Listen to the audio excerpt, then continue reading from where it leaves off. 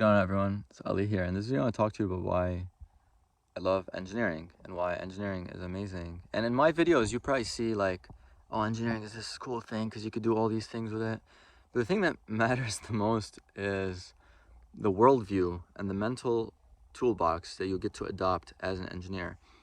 And what I mean by that is, for example, if I look around me over here and I see the water, I see the forests, I see the trees, I see everything. What engineering or physics really, an understanding of it enables me to see is an appreciation of not just how pretty it looks, right? Like the artist in you would be like, oh wow, that looks so pretty. But then the engineer or the physics-based person in you would be like, wow, like it will understand the mechanical structures where the trees sit on top of it, the water, and how the canoe is floating and what needs to happen. And you get to apply that kind of level of thinking in everyday life, not just in your job.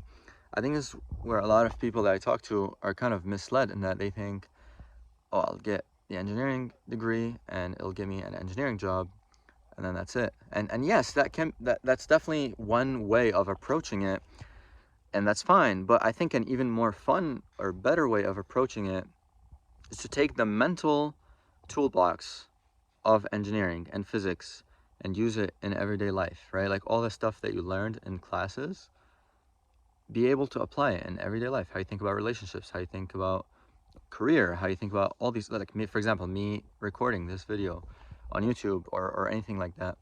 And this is why I think, like, for example, Elon Musk is a prime example of that, because there are many people who will say, oh, Elon's not an engineer, or he's not a real engineer, or he doesn't have an engineering degree.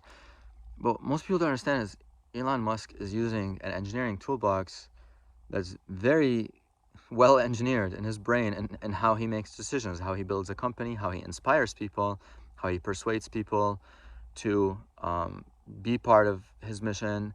This is the engineering toolbox. It's not necessarily him sitting in front of a computer doing CAD or designing a circuit or any of that. He's using like an even deeper level of that, like the mental toolbox of engineering.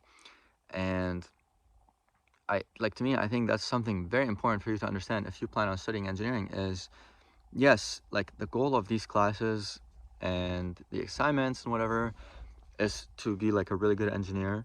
But even more important than that is understand how to solve problems in the real world. And yeah, I think at this point I lost my train of thought, so it'd probably be a good time to end this video. Peace, love.